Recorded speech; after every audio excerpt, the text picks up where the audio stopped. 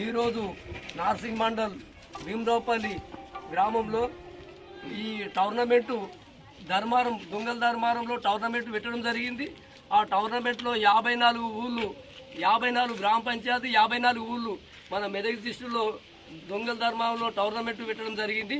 అందులో Bhimaraopalli second price గెలవడం గెలిచారు కాబట్టి చాలా సంతోషము.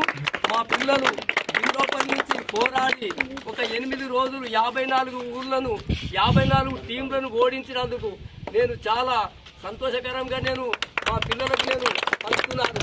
ఎందుకంటే ఫస్ట్ ప్రైజు ఆవెల్లి గణపూరు వారు తీసుకుపోయారు. ఈ యొక్క 54 ఊళ్ళ భీమరావుపల్లి ఒక సెకండ్ ప్రైజు తీసుకొచ్చిందంటే చాలా సంతోషము.